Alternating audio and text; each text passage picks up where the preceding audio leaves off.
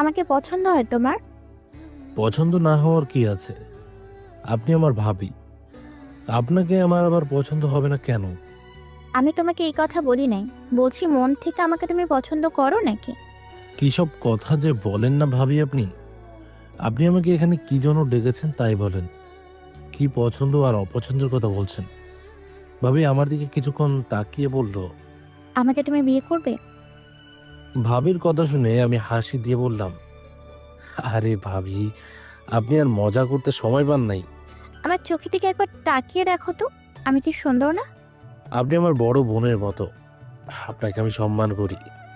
আর হ্যাঁ, আমার কাছে আপনি অবশ্যই সুন্দর। সুন্দর যেহেতু, তাহলে আমাকে বিয়ে করতে চাও না কেন? মাথা খারাপ হয়ে গেছে ভাবি আপনার?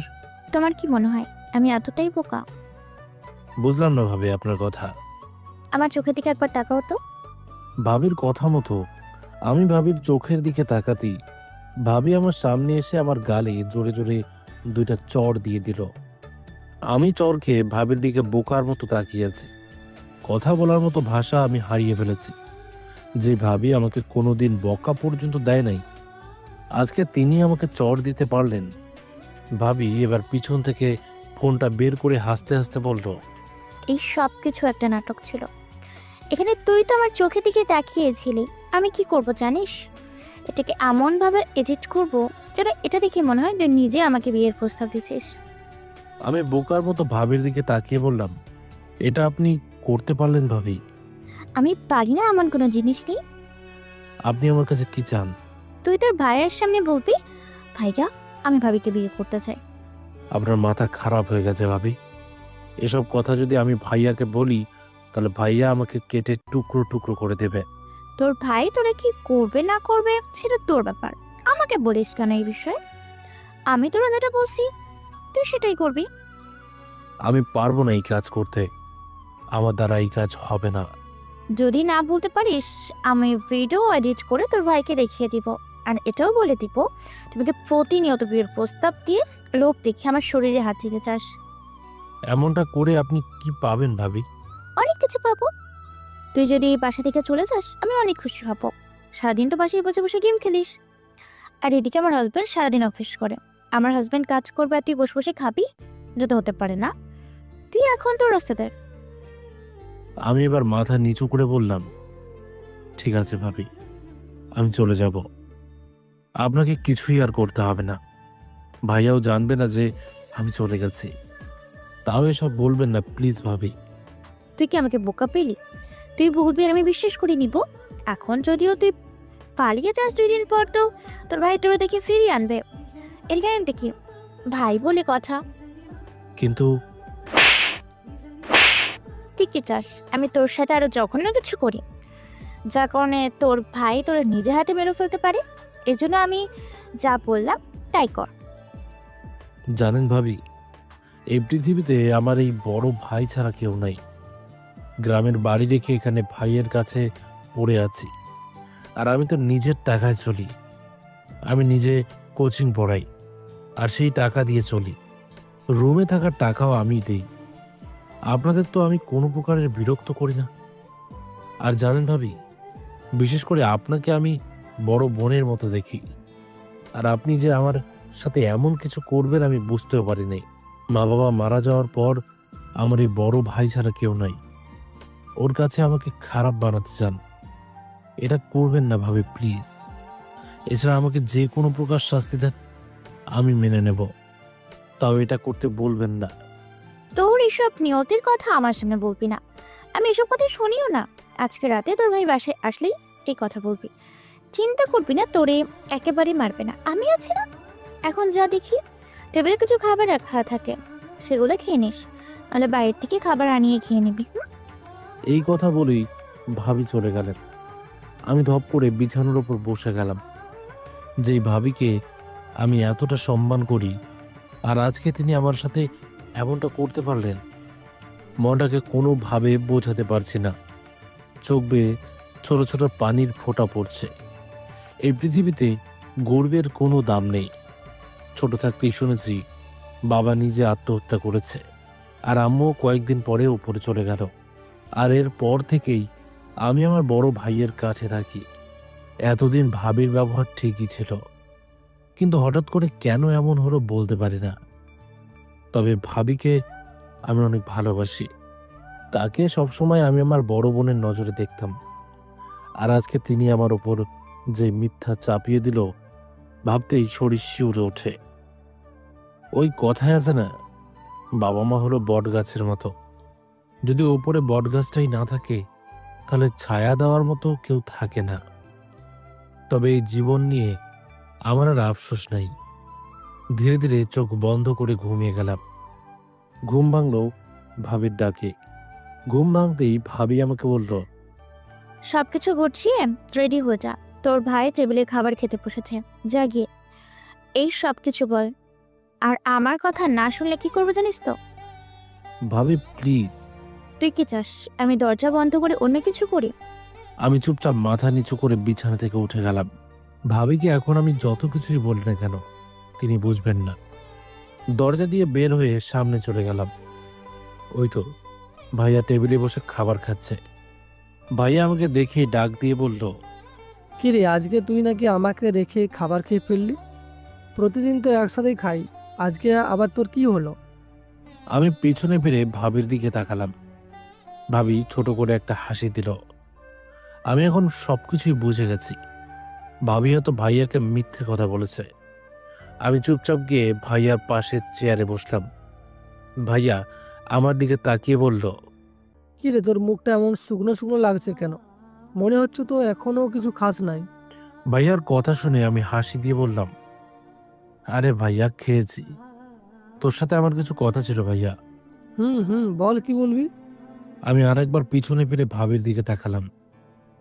ভাবি আমার মোবাইল দেখিয়ে ইশারা করে বলল, সবকিছু তাড়াতাড়ি বলে দে, নাহলে আমি ফোনে সবকিছু দেখিয়ে দিব।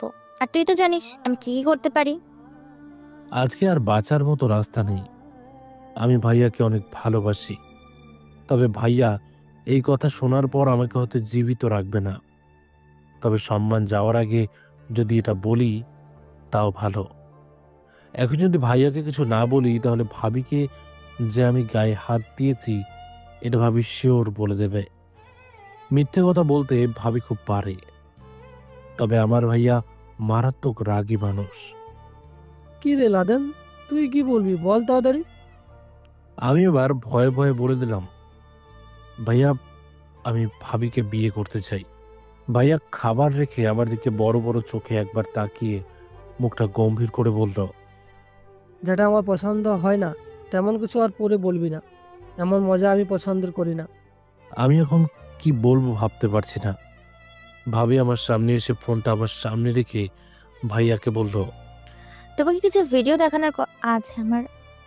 ভাবি কিছু বলার আগে আমি দাঁড়িয়ে বলে দিলাম, সত্যি ভাইয়া, ভাবিকে আমি অনেক পছন্দ করে ফেলেছি। আর আমি সিরিয়াস হয়ে বলছি, ভাবিকে আমি বিয়ে করতে চাই। এতদিন তোরে ভয় কিছু বলি নাই, কিন্তু আজকে তোরে সবকিছু বলেই দিলাম। আমি এমনভাবে এই কথাগুলো বলেছি যেন ভাইয়া বিশ্বাস করে। ভাইয়া আমার কথা শুনে দাঁড়িয়ে নিচ থেকে চেয়ারে হাত নিয়ে আমার মাথা বরাবর বসিয়ে দিল। ভাবি তাড়াতাড়ি ভাইয়াকে জড়িয়ে ধরে বলল, কি করছো তুমি? ও ছোট মানুষ, এখন এত কিছু বুঝে না। ভাইয়া জোরে চিৎকার দিয়ে বলল, দুধ গলা দিয়ে আমি নিজের কালসা পোষণ করেছি, যে আমার খেয়ে আমার সব কিছু পড়ে আমার বউয়ের দিকে নজর দেয়। আজকের পর থেকে তোকে আমি আর এই বাসায় দেখতে চাই না। ভাবছিলাম মা বাবা কেউ নাই, তোরে এখানেই রাখি, কিন্তু তুই, আজকের পর থেকে তোরে যেন আমি এই বাসায় আর না দেখি। তুই যেখানে ইচ্ছা সেখানে চলে যা আমার সামনে থেকে। ভাবি ভাইয়াকে বলল, আমাকে ছাড়া ওর কে আছে? কোথায় যাবে বেচারা? ভাইয়া এবার ভাবিকে নিয়েই আমার বুকে লাথি মেরে বলল। তোরে এখান থেকে যেতে বলছি না? আমি মাটি থেকে উঠে রুমে চলে গেলাম। কপাল বেয়ে রক্ত নিচে গড়িয়ে পড়ছে। মনে হচ্ছে মাথার অনেকটা জায়গা ফেটে গেছে। বিছানার ওপর থেকে ব্যাগটা কাঁধে নিয়ে রুম থেকে বেরোলাম। সবকিছু আগে রেডি করে রাখছিলাম। ভাবি ভাইয়াকে কি কি বলে বোঝাচ্ছে দেখা যাচ্ছে। তবে ভাবি যে এত নাটক করতে পারে আজকে তাকে না দেখলে বিশ্বাস হতো না। আমি দরজার কাছে যেতেই ভাবি আমাকে ডাক দিয়ে বলল, লাদেন, একটু দাঁড়াও। আমি দাঁড়িয়ে ভাবিকে বললাম, আর কি নাটক করতে আপনার বাকি আছে? যদি থাকে তাহলে বলেন, আমি সেটাও করে দেব। ভাবি আমার হাতে কিছু টাকা দিয়ে বলল, এগুলো রাখো। আর আমাদের বাসায় কখন আসবি না, এখান থেকে শান্তিতে থাকতে পারবো আমি। এবার ভাবি একটু জোরে ভাইয়াকে শুনিয়ে বলল, লাদেন, তোমার ভাইয়ার আগে এসব করছে, কিছুদিন পর রাখতে একটু কমুক, তারপর চলে আসবে, ঠিক আছে? এই কথা বলে ভাবি আমাকে দরজা থেকে ধাক্কা মেরে বের করে দরজা বন্ধ করে দিল। আজকে কেন জানি আত্মহত্যা করতে ইচ্ছে করছে। বলতে পারি না এমনটা কেন করতে ইচ্ছে করছে। কোনো অপরাধ না করেও আজকে আমি অপরাধী। এরই নাম কপাল। ভাইয়া ভালোবেসে ভাবিকে বিয়ে করেছেন, আর আমি যদি তার জিনিসের উপর নজর দেই তাহলে সে আমাকে ছেড়ে দেবে বুঝি। চোখের ওপর থেকে হাত দিয়ে রক্তের দাগগুলো পরিষ্কার করলাম। এখান থেকে একটা হাসপাতালে চলে গেলাম। মাথায় ব্যান্ডেজ করে হাসপাতাল থেকে বেরোলাম। পকেটে আছে মাত্র একটা 2 টাকার নোট। আমি মনে করেছিলাম হয়তো এখানে আর আসবো না, এই জন্য ভাবি আমাকে অনেকগুলো টাকা দিয়েছে। কিন্তু না, একটা 5 টাকার নোট দিয়েছে, তাও এটা 2 খণ্ড, মানে একদম অচল। আমার টিউশনির অনেকগুলো টাকা ছিল, সেগুলোও আনা হলো না। এখান থেকে সরাসরি রাতুলের বোনের বাসার সামনে চলে গেলাম। রাতুল হলো আমার ছোটবেলার বেস্ট ফ্রেন্ড। ও গ্রামের বাড়িতে থাকে, খুব ভালো একটা ছেলে। রাতুলের বোনের বিয়ে হয়েছে এখানেই। ভাইয়ার জন্য রাতুল ওর বোনকে শহরের এত বড় পরিবারে বিয়ে দিতে পারছে। আমি সরাসরি রাতুলের বোনের বাড়ির সামনে চলে গেলাম। এখানের আবহাওয়া অনেক নীরব। রাস্তার পাশে কয়েকটা কুকুর শুয়ে আছে। এর আগে কখনো রাতুলের বোনের বাড়িতে আসা হয়নি। ওর বোনের যখন বিয়ে ছিল তখন আমার এইচএসসি পরীক্ষা ছিল। গেটের সামনে একজন দারোয়ান দাঁড়িয়ে আছে। আমাকে দেখে দারোয়ান বলল, কি ব্যাপার, তুমি কে? তোমাকে তো চিনলাম না বাবা। আমি রাতুলের বোনের নাম বলে বললাম, আপনি একটু আপুকে ডাক দেবেন, শুধু বলবেন আপনার ছোট ভাই লাদেন এসেছে। দারোয়ান আচ্ছা বলে ভিতরে চলে গেল। কিছুক্ষণ পর রাতুলের বোন বাসা থেকে বের হয়ে আমাকে দেখে বলল, আরে লাদেন, তুই এখানে, তাও এই রাতে? কি মনে করে এতদিন পর আপুর বাসায় আসলি? তোর ভাইয়ের বাসা আমাদের বাবার বাসা থেকে 10 টাকা ভাড়া, তাও আসা হয় না। আর আজকে এই রাতের বেলায়, তাও আবার ব্যাগ কাঁধে। ভুল করেছি বোন তোর বাসায় এসে। আবু আমার হাত ধরে বলল, আরে রাগ করলি? আয় ভেতরে আয়। না রে আবু, বাসার ভেতরে যাব না। তোর কাছে একটা জিনিস চাইতে আসলাম, দিবি আপু? আরে ভাই, আমি তোর বড় বোন, তুই কিছু চাইবে আমি দিব না, তা কি হতে পারে? আগে ভিতরে আয়। বড় বিল্ডিং এর মানুষগুলো খুব খারাপ রে আপু, বাসার ভেতরে যাব না। কি হয়েছে তোর লাদেন? আবু, গ্রামের বাড়িতে যাওয়ার মতো টাকা নেই, কয়েকটা টাকা দিবি? এই কথাগুলো বলে মাথা নিচু করে দিলাম। চোখ থেকে টপ টপ করে পানি পড়ছে। কখনো কোনো দিন টাকা কারো কাছ থেকে চেয়ে নিই নাই। আর আজকে আপু চুপচাপ দাঁড়িয়ে আছে, কোনো কথা বলছে না। এবার আমি চোখের পানি মুছে বললাম, আচ্ছা ঠিক আছে আপু, আমি যাই রে। আপু আমার হাত ধরে আমার দিকে তাকিয়ে বলল, তোরে কে মেরেছে আমাকে আগে এটা বল। আর আমি জানি তুই কোনো একটা বিপদে পড়ছ। তোর কি হয়েছে আমাকে বল। বলার মতো সময় নাই আপু, রাতের ট্রেনে বাসায় যেতে হবে। আজকে আমাদের বাসায় থাক, কালকে সকালে যাবি। হবে না রে আপু, কি হয়েছে এটা তো বলবি। প্লিজ আপু, এই বিষয়ে কোনো প্রশ্ন করিস না। ঠিক আছে, কিছু তো বলবি না? আমি রাতুলের কাছ থেকে সবকিছু জেনে নিব, ভেতরে আয়। না আপু। আচ্ছা ঠিক আছে, তুই এখানে কিছুক্ষণ দাঁড়া, আমি ভেতর থেকে আসছি। এই কথা বলে আপু ভিতরে চলে গেল। কিছুক্ষণ পর আপু ফিরে এসে আমার হাতে অনেকগুলো টাকা দিয়ে বলল, এগুলো তোর কাছে রাখ, দরকার ছাড়া খরচ করবি না। যদি আরো লাগে আমাকে কল দিস, ঠিক আছে? এতগুলো লাগবে না আপু, তোকে রাখতে বলেছি না, রাখ। আর দেখে শুনে বাড়িতে যাবি, ঠিক আছে? কোনো সমস্যা হলে আমাকে কল দিস। আমি আচ্ছা বলে আবুর কাছ থেকে বিদায় নিয়ে স্টেশনে চলে গেলাম। এখন আমি আমার গ্রামের বাড়িতে যাব। গ্রামে আমাদের কিছুটা জায়গা আছে, সেখানে দেখি যদি কোনো একটা ব্যবস্থা হয়। ট্রেন আসতেই ট্রেনে উঠে গেলাম। হালকা চোখটা লাগতেই ঘুমিয়ে গেলাম। ঘুম থেকে উঠে দেখি আমি আমার গন্তব্যের জায়গায় এসে গেছি। আজকে অনেক দিন পর আমি আমার গ্রামের বাড়িতে আসছি। ভাবতেই কেমন যেন একটু আনন্দ আনন্দ লাগছে। ট্রেন থেকে নেমে বাড়ির উদ্দেশ্যে রওনা দিলাম। আর স্টেশন থেকে আমার বাসা এটাও দূরে না। বাড়ির সামনে গিয়ে দেখি বাড়ির অবস্থা একদম কাহিল হয়ে গেছে। যাক, আগে গিয়ে সবকিছু হালকাভাবে পরিষ্কার করে দিই। বাসার ভিতরে ঢুকে কাঁধ থেকে ব্যাগটা রেখে সবকিছু পরিষ্কার করে দিলাম। পরিষ্কার শেষে ফোনটা বের করে রাতুলকে কল দিলাম। রাতুল ফোন রিসিভ করে বলল, হ্যাঁ বন্ধু, বল, তোর কি খবর? আর এতদিন পর আমার কথা মনে হলো তোর? আরে এসব কথা এখন রাখ, তুই কোথায় এখন এটা বল। আমি তো বাবার সাথে দোকানে আছি। কেন, কোনো দরকার আছে কি? দরকার আছে দেখেই তো তোরে কল দিলাম। হ্যাঁ বল, কি হয়েছে? আমার বাড়িতে এত একটু। কি, তুই গ্রামের বাড়িতে কখন আসলি? আমাকে তো কিছু বললি না। আজকে রাতের ট্রেনেই আসছি, এখন তুই আসবি কি না তাই বল। তুই 1 মিনিট দাঁড়া, আমি 1 সেকেন্ডের ভেতরে চলে আসছি। এই কথা বলেই রাতুল ফোন কেটে দিল। তবে আমি বলবো আর রাতুল আসবে না, এটা হতে পারে না। রাতুল আমার বাল্যকালের বন্ধু। আমার বাবা মা নেই তো কি হয়েছে, ওর বাবা মা আমাকে সবচেয়ে বেশি আদর করে। আমি আনমনে বসে বসে বাহিরের পরিবেশ দেখতে লাগলাম। কিছুক্ষণ পর রাতুল চলে আসলো। রাতুল ভিতরে ঢুকেই বলল, কিরে, তুই মাথায় আঘাত পেলি কি করে? সে অনেক লম্বা কাহিনী রে। নে, বিরিয়ানি খেয়ে নে আগে। রাত থেকে মনে হয় কিছুই খাস নাই। অনেক অনেক ধন্যবাদ তোরে। এখন বল তো, তোর কি হয়েছে? আমি জানি কিছু তো একটা হয়েছে, নইলে তুই হঠাৎ করে এখানে আসতিস না। আমি তোরে বলেও গ্রামের বাড়িতে আনাতে পারিনি, আর আজ হঠাৎ করে এখানে? ভাইয়া আমাকে বাসা থেকে বের করে দিয়েছে। আর মাথায় যেই আঘাত দেখতে পাচ্ছিস, ওটা ভাইয়াই দিয়েছে। চেয়ার দিয়ে মাথায় আঘাত করার ফলে এমন হয়েছে। তোর ভাই তোরে মারলো কি বলিস? আমি নিজে দেখেছি তোর ভাই তোরে কতটা আদর করে। আগে আমার কথা শোন, আমি কি বলি। বল। আমি এক এক করে রাতুলকে সব বলে দিলাম।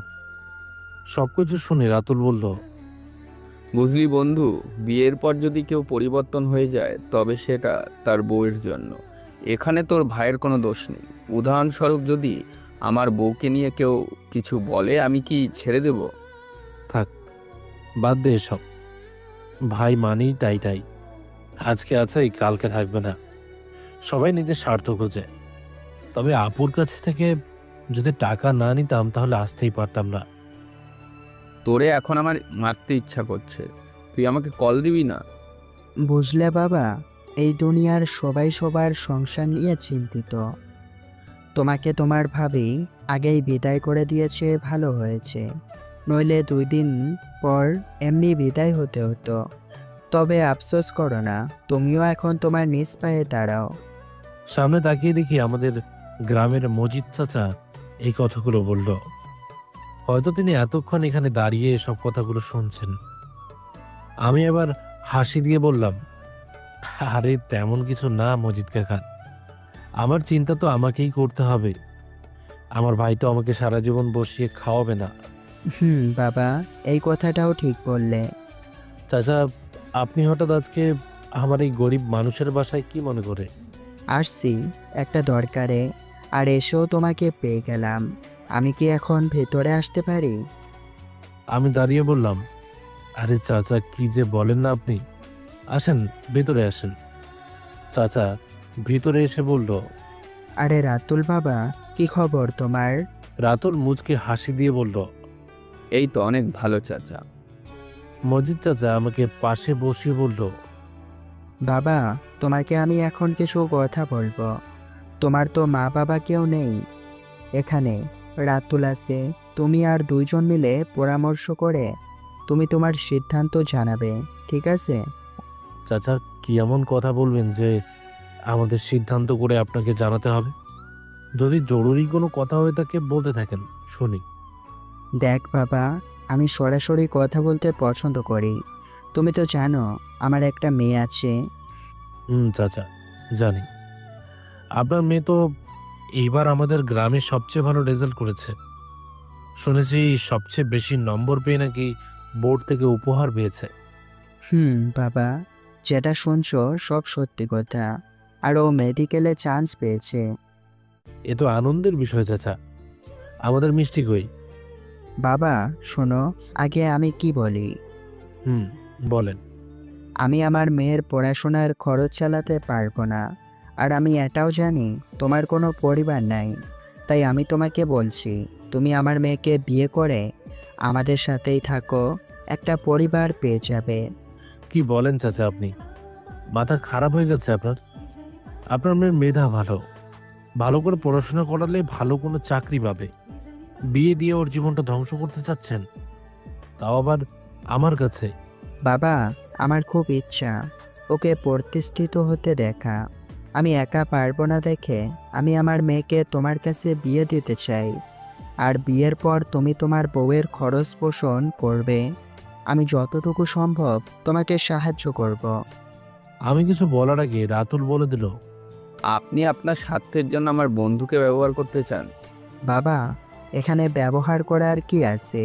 ও যদি আমার মেয়েকে বিয়ে করে, মনে করো পরেও কোনো বড় ধরনের চাকরি পেলে, ও কি পরে আমাকে সব কিছু দিয়ে দিবে? তোমার বউ তো তোমার কাছেই থাকবে। প্লিজ বাবা, না করো না। তাছাড়া তোমার এখানে একা একা থাকলে ভালো লাগবে বুঝি। আমাদের সাথে চলো। আমার মেয়েকে বিয়ের পর যদি আমরা তোমার সাথে খারাপ ব্যবহার করি, তাহলে সাথে সাথে তুমি আমার মেয়েকে নিয়ে চলে আসবে। আর একটা কথা, এখন যদিও বিয়ে করবে, তবে আমার মেয়ের যতদিন পর্যন্ত প্রতিষ্ঠিত না হবে, ততদিন পর্যন্ত তুমি ওর কাছে যেতে পারবে না। এভাবে কথা বলতে পারবে, ঠিক আছে? তবে ওর কাছে যেতে পারবে না। দেখো, আমি তোমার ভালোর জন্যই বলছি। এখন হয়তো ওকে কষ্ট করে এত দূর পর্যন্ত নিয়ে যাবে, তারপর ওর চাকরি হলে তোমার কষ্ট করতে হবে না। এখন মতামত তোমার। তবে আমাকে তুমি নিরাশ করবে না, এটা জানি। আমি এখন চলে যাচ্ছি। আমরা বিকালে কাজে নিয়ে অপেক্ষা করব তোমার জন্য। আশা করি সময় মতো চলে আসবে। এখন আমি উঠি, কেমন? আর সব কিছু নিয়ে কিন্তু একেবারেই চলে যাবে। এই কথা বলেই মজিদ চাচা চলে গেলেন। আমি রাতুলের দিকে তাকিয়ে বললাম, কিরে, এসব কি বলে গেল চাচা? চাচা যা বলল আমি যতটুকু বুঝলাম, একটা মেয়ের জন্য তোর বাবা সব কিছু কুরবানি করে দিতে পারে। উনার মেয়ে যদিও মেডিকেলে চান্স পেয়েছে, কিন্তু মেডিকেল পড়তে গেলে খরচ অনেক, জানিস তো। আর উনি এর জন্য তোর কাছে আসছে। আমি মনে করি ভালোই হবে। তুই বিয়ে করে তোর বউকে পড়াবি, পরে তো সব কিছু তোরই থাকবে। তোর বউ যদি ডাক্তার হয়, সেই সব কিছু তোর হয়েই থাকবে। আর একা একা আর কতদিন চলবি বল? জীবনে চলতে গেলে কোনো একজন সঙ্গীর দরকার পড়ে, জানিস তো। তাই বলে ঘর জামাই হয়ে থাকবো? এখানে ঘর জামাইয়ের কি হলো বল? মানুষ কি বলবে না বলবে ওটা ওদের বিষয়। বড় কথা হলো তুই কিভাবে চলবি, এটা তোর বিষয়। আমি মনে করি ভালোই হবে। মেয়েটা খুব ভদ্র, আমি ওকে যতদিন দেখেছি মেয়েটা বোরখা পরে খুব সুন্দর করে পর্দা করত। তোর জন্য ভালোই হবে। আগে কিছু কষ্ট কর, পরে ভালো কিছু পাবি। তাহলে কি বিয়ে করে নেব? আমিও তো এটাই বলছি। কিন্তু চাচা বলল কি শুনিস নাই? বিয়ে তো করতে পারবো ঠিকই, তবে আমি আমার বউয়ের কাছে যেতে পারবো না। এটা কি হতে পারে? আছে বেটা, এটা তো আরো বেশি ভালো। তুই বিয়ে করে তোর বউয়ের সাথে প্রেম করবি, মনে করবি ওকে বিয়ে করিস নাই, ও তোর গার্লফ্রেন্ড। পরে সব ভালোবাসা একদিন দিয়ে দিবি। এই কথা বলে রাতুল মুখ চেপে হাসতে লাগলো। রাতুল, মজা বাদ দে। এখন বল কোনটা করলে আমার জন্য সবচেয়ে বেশি ভালো হবে। বিয়ে করে নে, পরে সব কিছু ধীরে ধীরে ঠিক করে নিবি। মানলাম বিয়ে করব, কিন্তু আমার একটা ভবিষ্যৎ আছে না? সব টাকা আমি ওর পিছনে খরচ করব, পরে যদি... তুই জানিস এই মেয়েটা কতটা ভালো? আজ পর্যন্ত আমি ওকে কোনো ছেলের সাথে কথা বলতে দেখিনি। তোর ভালোর জন্যই বলছি। আচ্ছা যা, বিয়ে করব, যা আছে কপালে দেখা যাবে। তাহলে আমি মজিদ চাচাকে ফোন করে বলছি, বিকেলে আমরা যাব। আচ্ছা ঠিক আছে। তাহলে আমি গেলাম, এখন তুই ঘুমা, বিকেলে আমি চলে আসবো। এই বলে রাতুল চলে গেল। রাতুল যাওয়ার পর আমি একটা গামছা নিয়ে পুকুর পাড়ে চলে গেলাম, গোসল করে একটু ঘুমাবো। পুকুরে নেমে একটা ডুব দিয়ে উপরে উঠতেই দেখি একটা মেয়ে মাথায় ওড়না পেঁচিয়ে এই দিকেই আসছে। মেয়েটাকে দূর থেকে চেনাই যাচ্ছে না। আমি আমার মতো করে আবার পুকুরে নেমে গোসল করতে লাগলাম। মেয়েটি ধীরে ধীরে পুকুর পাড়ে চলে আসলো। মনে মনে ভাবলাম হয়তো মেয়েটা এখানে গোসল করতেই এসেছে, এজন্য আমি আমার মতো করে কাপড় চেঞ্জ করে চলে যেতে লাগলাম। হঠাৎ করে পেছন থেকে আওয়াজ আসলো। যদি কিছু মনে না করেন, আমি কি আপনার সাথে 5 মিনিট কথা বলতে পারি? আমি পেছনে ফিরে মেয়েটার দিকে তাকালাম। মেয়েটা দেখতে এত মারাত্মক সুন্দরী, মেয়েটার চেহারার প্রশংসা করতে হয়। তবে আমার ছোট থেকেই একটা ইচ্ছে ছিল এরকম কোনো সুন্দরী মেয়েকে বিয়ে করা। তবে যার কোনো বাবা মা নাই, তার কাছে আবার কে মেয়ে বিয়ে দেবে?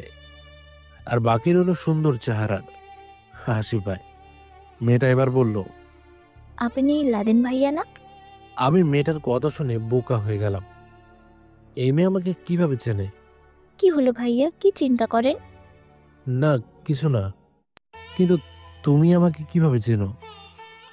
জি, আমার বাবার নাম মজিদ মিয়া।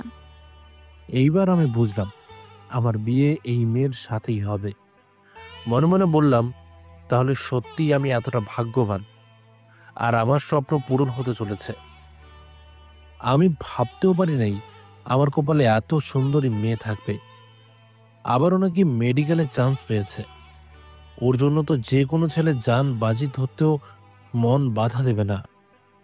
যাক, এসব চিন্তা করে লাভ নেই। আমি এবার মেয়েটার দিকে তাকিয়ে বললাম, ও তুমি মজিদ চাচার মেয়ে? এখন চিনলাম। আজকে বিকেলে কি আপনার সাথে আমার বিয়ে হবার কথা আছে? জি, হয়তো। মজিদ চাচা তো এমন কিছুই বলল। তবে আমার বাবা মা নাই, আবার আপনাকে বিয়ে করছি। যদি আপনার কোনো মত থাকে বলতে পারেন, আমি মজিদ চাচাকে বলবো। তবে কাউকে পছন্দ থাকলে বলেন, আমি বিয়ে ভেঙে দেব। না না, আমার কাউকে পছন্দ নাই। আমার বাবার একটা ইচ্ছে, আমাকে প্রতিষ্ঠিত করা। তবে বাবা আপনাকে কি বলেছে জানি না। আপনি আমার জন্য কষ্ট করবেন কেন? বাবাকে বলবেন বিয়ের পর আমি আমার বউকে নিয়ে সংসার করব। পড়ালেখা করাতে পারবো না, আমি নিজেই চলতে পারি না, আবার আমার বউকে পড়ালেখা কেন করাবো? সত্যি রাতুল ঠিক কথা বলল। মেয়েটা মারাত্মক লেভেলের ভালো।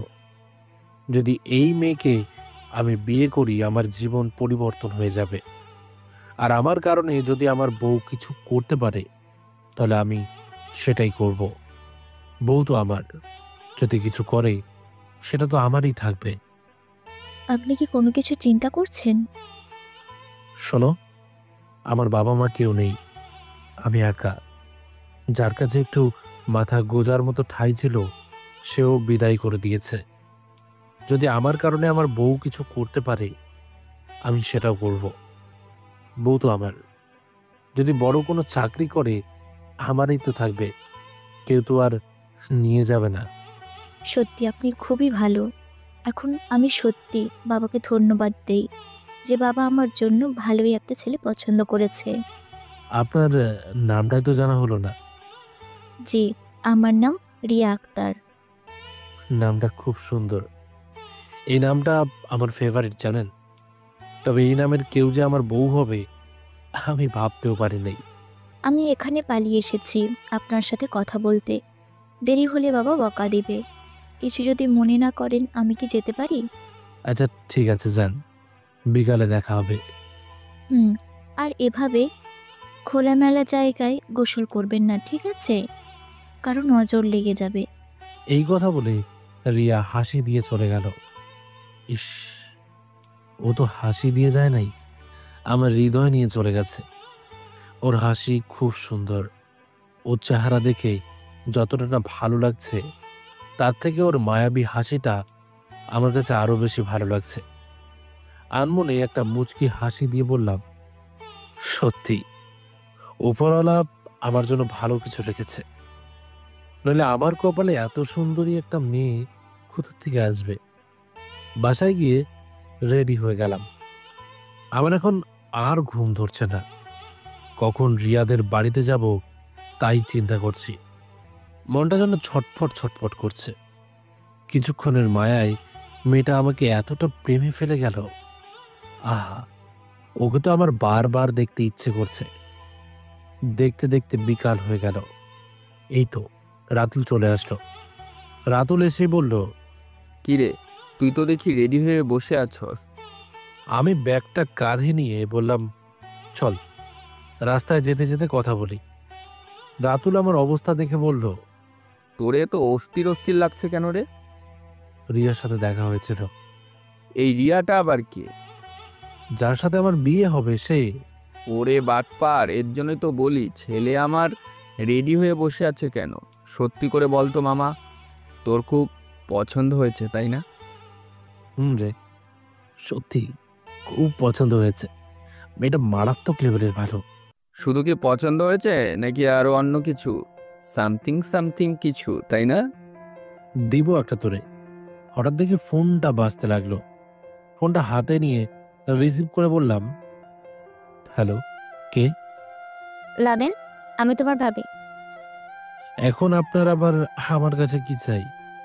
তোর কাছে কি চাই বাবার? ভাবলাম রাস্তার কোন পাশে পড়ে আছোস তাই খবর নেই। ছেলের পকেটে তোমার পয়সার কিছু নাই। রাতুল আমার হাত থেকে ফোনটা নিয়ে বলল, ভাবি, আপনাকে খুব ভালো মনে করতাম, কিন্তু আপনি আমার বন্ধুর সাথে যা করলেন না, এর হিসাব একদিন পাবেন। আর মন চাইতেছে তোরে কি করতে জানিস? ইংরেজি নিম্নমানের গালির ভাষা আছে না, ওগুলোইতে গালি দিতে। শুধু পরিবেশ নষ্ট হবে বলে কিছু বললাম না। আমি রাতুলের কাছ থেকে ফোনটা নিয়ে কেটে দিলাম। বললাম, বাদ দে না, কুকুরে যদি কামড়াতে আসে তুইও কি তাকে কামড়ে দিবি? আচ্ছা বাদ দিলাম, এই বিষয় নিয়ে তুই আর মন খারাপ করিস না। আমি রাতুল যতদিন পর্যন্ত আছি ততদিন পর্যন্ত তোর কিচ্ছু হবে না। তুই আমার বেস্ট ফ্রেন্ড না? আমি একটা হাসি দিয়ে বললাম, এই জন্যই তো আমি তোর সব কিছুই বলি। রিয়াদের বাড়ির সামনে গিয়ে দেখি মজিদ চাচা দরজার সামনে দাঁড়িয়ে আছে। আমাদের দেখে তিনি আমাদের দিকে এগিয়ে আসলেন। তিনি এসেই আমার কাঁধ থেকে ব্যাগটা নিয়ে বলল, বাবা, এটা দাও আমার কাছে। আরে না চাচা, সমস্যা নেই, আমি নিতে পারবো। মজিদ চাচা সহ আমরা বাড়ির ভিতরে ঢুকে গেলাম। হঠাৎ করে রাতুল আমাকে ইশারা দিয়ে দেখিয়ে বলল, পিছনে তাকিয়ে দেখ তো লাদেন একটু। রাতুলের কথা মতো পিছনে তাকিয়ে দেখি একটা মাইক্রো দাঁড় করানো আছে। চাচা বলছে বাসার ভেতরে বিয়ে হবে, আবার আমাকে ওনাদের বাসায় থাকার কথা বলছে। আবার এইখানে মাইক্রো কি জন্য, কিছু তো বুঝতে পারছে না। ভেতরে গিয়ে দেখি ছোট্ট একটা সোফা হালকা করে সাজানো আছে। চাচা আমাকে ধরে ওখানে বসিয়ে দিল, আর রাতুল আমার পাশে একটা চেয়ারে বসলো। বসতে না বসতেই কাজীও দেখি চলে আসলো। চাচা এবার আমার দিকে তাকিয়ে বলল, বাবা, তুমি প্রস্তুত আছো তো? বিয়ের কাজকর্ম তাহলে শুরু করি। রাতুল, তুমি কি বলো বাবা? রাতুল মাজিদ চাচাকে বলল, শুরু করেন। আর আমার বন্ধু সবকিছু তৈরি করে এখানে আসছে। মাজিদ চাচা চাচিকে বলল, রিয়ার আম্মু, যাও রিয়াকে ভিতর থেকে নিয়ে আসো। চাচার কথা মতো চাচি রিয়াকে আমাদের সামনে নিয়ে আসলো। রিয়া আজকে লাল শাড়ি পরেছে, তবে ওর মুখ দেখা যাচ্ছে না, শাড়ি দিয়ে মুখ ঢেকে রেখেছে। চাচা কাজীকে ইশারা করতেই কাজী আমাদের বিয়ে পড়াতে লাগলো। কাজী যখন রিয়াকে কবুল বলতে বলল, তখন রিয়া নির্ভয়ে কবুল বলে দিল। আমি আর কি বলবো, যেখানে রিয়ার মতো একটা সুন্দরী মেয়ে কবুল বলে দিল, সেখানে আমি আর কি করব? আমি কি করে না করব? আমিও কবুল বলে দিলাম। কিছুক্ষণের ভেতরে বিয়ের কাজকর্ম সব শেষ হয়ে গেল। কাজী চলে যেতেই চাচা রিয়াকে বলল, রিয়ামা, এখন তৈরি হয়ে নে, তোর জন্য বাইরে গাড়ি দাঁড় করানো আছে। মজিদ চাচার কথা শুনে রাতুল বলল, রিয়া এখন আবার কোথায় যাবে? আমরা তো কিছুই বুঝতে পারছি না। মজিদ চাচা হাসি দিয়ে বলল, ওর বিয়ের জন্য এতদিন ওরে আটকে রাখা হয়েছিল, এখনো যেখানে পড়াশোনা করবে সেখানেই চলে যাব। মনে মনে বললাম, বিয়ে করছি মাত্র আজকে, আর আজকেই কিনা রিয়া চলে যাবে। মনকে মানাতে পারছি না। এবার আমি বললাম, মজিদ চাচা আমি কি মজিদ চাচা আমাকে থামিয়ে বলল, এখন তুমি আমার মেয়ের জামাই, আমাকে বাবা বলে ডাকবে, ঠিক আছে? আচ্ছা ঠিক আছে বাবা, বলবো। বলছিলাম কি, কিছুক্ষণ পর কি রিয়া সত্যি চলে যাবে? শ্বশুরমশাই বলল, বাবা, যেতে তো হবেই, মেডিকেল কলেজ থেকে কল আসছিল। বাবা কিছু যদি মনে না করেন, আমি কি রিয়ার সাথে আলাদা করে একটু কথা বলতে পারি? বাবা, ও তোমার বউ, আমাদের কাছ থেকে কি এর জন্য অনুমতি নিতে হবে? যাও কথা বলো, তবে বেশি দেরি করো না, ওর আবার যেতে হবে। আমি রাতুলের দিকে তাকিয়ে বললাম, রাতুল তুই একটু বস, আমি রিয়ার সাথে একটু কথা বলি। রাতুল আচ্ছা বলে বলল। ঠিক আছে, যা। আমি এবার সোফার উপর থেকে উঠে রিয়ার হাত ধরে বললাম, চলো ভিতরে। রিয়া আমার কথা মতো উঠে গেল। আমি তো আর রিয়ার রুম চিনি না, রিয়াই আমাকে ওর রুমের ভিতরে নিয়ে গেল। রিয়া ওর রুমের পর্দা টেনে দিয়ে বলল, আপনি বিছানায় বসুন, আমি আসছি। আমি গিয়ে রিয়ার বিছানায় বসলাম। রিয়ার রুমটা অনেক পরিপাটি, কোনো জায়গায় কোনো ময়লা নেই। বলতে হবে না, বউটা গার। রিয়া আমার সামনে এসে বলল, কি রাখেন?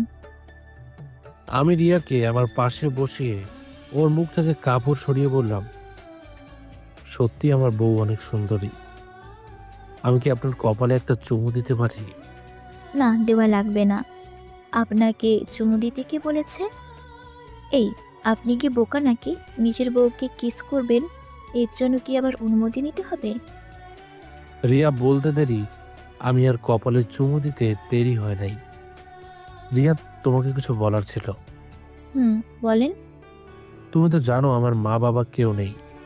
আমার বাবা মা আছে না, ওনাদের বাবা মা বলবেন। তুমি তো শ্বশুর শাশুড়ি পাবে না। আমি তো আপনাকে পাবো, আর আপনাকে পেলে বুঝি আমার আর কিছু লাগবে? হুম, বুঝলাম। তবে তাও তো। এখানে আবার তবে কি? আমি আপনাকে পেয়ে অনেক খুশি। আচ্ছা রিয়া, হঠাৎ করে কি ভালোবাসা তৈরি হয়ে যায়? হঠাৎ করে ভালোবাসা তৈরি হয়ে যায় কিনা তা বলতে পারবো না, তবে আমি আমার স্বামীকে অনেক ভালোবাসতে চাই। আমার সবটা জুড়ে শুধু আপনি। তোমার মতো কোনো সুন্দরী মেয়েকে বিয়ে করার ইচ্ছা ছিল আমার, কিন্তু দেখো ভাগ্যের কি পরিহাস, সেটাও আমার পূরণ হয়ে গেল। আপনি জানেন তো, আমি প্রতিষ্ঠিত হওয়ার আগে পর্যন্ত আপনি আমার সাথে কোনো প্রকার। আমি জানি, তোমার বলতে হবে না। তবে তোমাকে আমার এতটা ভালো লেগেছে বলে বোঝাতে পারবো না। মানুষ বলে অপেক্ষা করলে নাকি তার ফল ভালো হয়। আমিও আপনার জন্য অপেক্ষা করব। যখন ফিরে আসবেন তখন তো আমাকে ভালোবাসা দেবেন। এভাবে বলে কি আমাকে কষ্ট দিতে চান? আপনি যদি বলেন আমি কোথাও যাব না, আপনার সাথেই থেকে যাব। আপনি এখন আমাকে যেভাবে চলতে বলবেন আমি সেভাবেই চলবো। আপনি ছাড়া আমার আর কি আছে? তোমার কি ডাক্তার হওয়ার ইচ্ছা আছে রিয়া? ছোট থাকতে একটু একটু করে ইচ্ছে ছিল, আর যখন মেডিকেলে চান্স পেয়েছি তখন ইচ্ছেটা আরও বেড়ে গেল। তবে মেডিকেলে পড়বো না ভেবেছিলাম, বাবার এত টাকাও নাই, নিজের স্বপ্ন পূরণ করব। কিন্তু বাবা আপনাকে। থাক, আর কিছু তোমাকে বলতে হবে না। আমি আমার বউয়ের জন্য এইটুকু করতে পারবো অবশ্যই। তো তুমি মনোযোগ দিয়ে পড়াশোনা করো, তোমার সমস্ত খরচ আমি পোষণ করব। তবে আমার একটাই কথা, তোমার এই স্বামীকে কখনো ভুলে যেও না। এভাবে বলে আমার মনে কষ্ট দিতে চান? পরে কিন্তু আমি আর যাব না বলে দিলাম। আচ্ছা বউ, সরি, ভুল হয়ে গেছে। আপনি আমার দিকে এভাবে তাকিয়ে দেখবেন না। আমি পরে নিজেকে কন্ট্রোল করতে পারবো না। আপনার মায়ের এত তাড়াতাড়ি পড়লে আপনাকে ছাড়া আমার ভালো লাগবে না। রিয়ার হাতে একটা চুমু দিয়ে বললাম, সময় অনেক আছে, ধীরে ধীরে আমার মায়ায় তোমাকে ফেলে দেবো, চিন্তা করো না। আচ্ছা শোনেন, এই শাড়ি পরে আমি আর থাকতে পারছি না, খুব গরম লাগছে। আমি কি এটা চেঞ্জ করতে পারি? হুম, চেঞ্জ করে রেডি হয়ে যাও, বাইরে তো গাড়ি দাঁড়ানো আছে। রিয়া আচ্ছা বলে আমার সামনেই কাপড় চেঞ্জ করতে শুরু করলো। আমি তাড়াতাড়ি দাঁড়িয়ে বললাম, এই এই কি করছো? আমার সামনে কেন শাড়ি চেঞ্জ করছো? কেন আপনার সামনে শাড়ি চেঞ্জ করলে কি হবে? আপনি আমার হাজব্যান্ড, আপনার ওপর আমার পুরোপুরি অধিকার আছে। আর এখানে আপনার সামনে কাপড় চেঞ্জ করলে কি এমন হবে? অনেক কিছু হবে, তুমি বুঝবে না, পরে একটা দুর্ঘটনা হয়ে যাবে, বুঝলা? আমি ওয়াশরুমে আছি, মুখে একটু পানি দিয়ে আসি, তুমি তাড়াতাড়ি কাপড় চেঞ্জ করে নাও। এই কথা বলে আমি ওয়াশরুমে চলে গেলাম। গ্রামের বাড়ি তো, রিয়ার ওয়াশরুমটা মোটামুটি চলে বললে হবে। তবে ওই আগেই বলেছিলাম না, ও সব কিছু পরিষ্কার করে রাখে। কিছুক্ষণ পর আমি ওয়াশরুম থেকে বের হয়ে দেখি রিয়া বোরখা পরছে। আমাকে দেখে বলল, আপনাকে একটা কথা বলার ছিল। বলো। না মানে মেডিকেলে পড়তে গেলে একটা ফোনের দরকার পড়ে। আমি কি বাবাকে এই বিষয়ে বলবো? দিব মাথায় একটা, এসব কথা বাবাকে কেন বলবে? আমি তোমার স্বামী, সেই হিসেবে সব কিছু আমি দেব, যা দরকার হয় আমাকে বলবে। আমি আমার হাতের ফোনটা রিয়ার হাতে দিয়ে বললাম, এটা তুমি রেখে দাও, আমি পরে একটা কিনে নেব। আরে না, এটা আপনি রাখেন, আমার একটা বাটন ফোন হলেই হবে। আরে রাখো তো, মেডিকেল পড়তে গেলে এই ফোনের দরকার আছে, অনেক সময় অনলাইন থেকে পড়তে হয়, বুঝলে? রিয়া আমার হাত থেকে এই ফোনটা নিয়ে বলল, কিন্তু আপনি? আমি আজকে একটা ফোন কিনে তোমাকে কল দেব, ঠিক আছে? আমি কি আপনার উপরে বেশি চাপ দিচ্ছি? রিয়ার গালে ছোট করে একটা থাপ্পড় দিয়ে বললাম, আর একবার যদি এই কথা বলো তাহলে মারবো কিন্তু। তুমি ছাড়া আমার এই পৃথিবীতে কে আছে বলো? তোমার জন্য আমি এইটুকু করতে পারবো না? রিয়া আমাকে জড়িয়ে ধরে কান্না করে বলল, আমার ভাগ্য খুব ভালো, আপনার মতো একজনকে স্বামী হিসেবে পেয়েছি। আমি ভাবতেও পারি নাই আপনি আমার স্বপ্নের জন্য এত কিছু করবেন। আমি যতদিন বেঁচে থাকবো শুধু আপনার হয়ে। দেখিয়েন আমি প্রতিষ্ঠিত হয়ে আপনার জন্য কি কি করি। আচ্ছা বাবা, দেখা যাবে, এখন চলো। রিয়া আমার দিকে তাকিয়ে বলল, আপনি বিছানার সামনে গিয়ে দাঁড়ান তো। রিয়ার কথা মতো আমি বিছানার সামনে দাঁড়ালাম। রিয়া বিছানার উপর দাঁড়িয়ে আমাকে লিপ কিস করে বলল, এখন হয়েছে, চলেন। আমি হাসি দিয়ে বললাম, পাগলি মেয়ে। একটু সামনে যেতেই রিয়া আবার আমার হাত ধরে বলল, আর একটা কথা, বলো। আপনি আজকে থেকে আমার রুমে থাকবেন। আপনার জন্য বাবা পাশের রুমটা ঠিক করেছে, কিন্তু আপনি সেখানে যাবেন না, এখানেই থাকবেন। কিন্তু কোনো কিন্তু নয়, আপনাকে যেটা করতে বলেছি সেটা করবেন। আচ্ছা বাবা, ঠিক আছে, এখন চলো। রিয়াকে নিয়ে ওর রুম থেকে বের হলাম। আমাদের দেখে বাবা বলল, সত্যি বাবা, আমার মেয়ের সাথে তোমাকে অনেক অনেক মানিয়েছে। দোয়া করি তোমরা অনেক অনেক সুখী হও। রিয়া আমার হাত ছেড়ে ওর বাবার হাত ধরে বলল, আমার সব কিছু আছে বাবা, আপনি আছেন, আম্মু আছে, সব আছে আমার। কিন্তু এই যে ছেলেটা দাঁড়িয়ে আছে, যার সাথে আমার কিছুক্ষণ আগে বিয়ে হয়েছে, ওর কেউ নেই বাবা। আমি ছাড়া ওর কেউ নেই। ওকে একটু দেখে রাখবেন, এই দায়িত্ব আমি আপনার উপর দিয়ে গেলাম। ওর কিছু হয়ে গেলে আমাকে পাবেন না কিন্তু। অল্প কিছু সময়ে আমি আমার স্বামীকে খুব ভালোবেসে ফেলেছি বাবা, প্লিজ ওকে একটু দেখে রাখবেন। এই কথাগুলো বলে রিয়া কান্না করে দিল। রিয়ার কথা শুনে আমার চোখের কোণে জল এসে গেল। আমি আমার জীবনে সত্যি পারফেক্ট একটা বউ পেয়েছি। যদি কোনো দিন ওর জন্য আমার নিজের জীবন বিলিয়ে দিতে হয়, আমি সেটাও দিতে এক পা পিছু পা হব না। রিয়ার বাবা ওর চোখের পানি মুছে দিয়ে বলল, মারে, তোর এই নিয়ে কোনো রকম চিন্তা করতে হবে না। সব কিছু আমার উপর ছেড়ে দে। আর তুই মনোযোগ দিয়ে পড়াশোনা করবি, ঠিক আছে? মনে রাখিস, তুই পড়ালেখা করে শুধু একা প্রতিষ্ঠিত হবি না, তুই তোর স্বামীকে প্রতিষ্ঠিত করবি। নিজের উপর বিশ্বাস রেখে পড়ালেখা করবি। হেরে যাব বলে কোনো শর্ত নেই। জানিস তো মা, চেষ্টা করলেই সব কিছু সম্ভব হয়। রিয়া আচ্ছা বলে বলল। চলেন বাবা, দেরি হয়ে যাচ্ছে। সবাই মিলে রিয়াকে নিয়ে বাহিরে চলে গেলাম। রিয়া গাড়িতে ওঠার আগে আমার দিকে তাকিয়ে বলল, মন প্রাণ সবকিছু রেখে যাচ্ছি আপনার কাছে, শুধু দেহটা নিয়ে যাচ্ছি। সাবধানে থাকবেন, আপনি ছাড়া আমার কেউ নেই। আর সকালে একবার, বিকেলে একবার, রাতে একবার, এই 3 বেলায় আমাকে কল দেবেন, ঠিক আছে?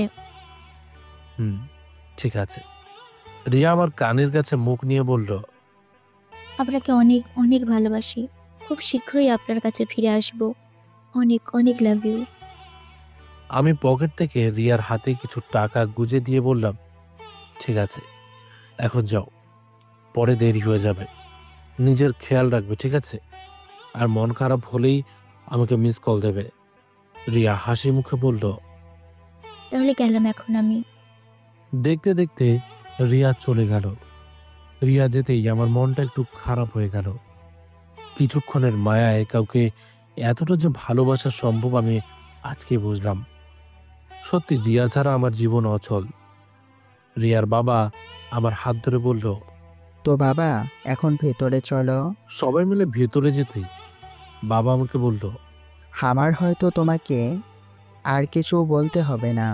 বিয়াই হয়তো তোমাকে সব কিছু বলে দিয়েছে। বাবা। আচ্ছা বাবা, আমি এখন একটু রুমে যাই। রাতুল, চল। রাতুলকে সাথে করে রিয়ার রুমে চলে গেলাম। বিছানার উপর ব্যাগটা রেখে রাতুলকে বললাম, বুঝলি রাতুল, অল্পতেই রিয়াকে আমার এতটা ভালো লেগে যাবে বুঝি নাই।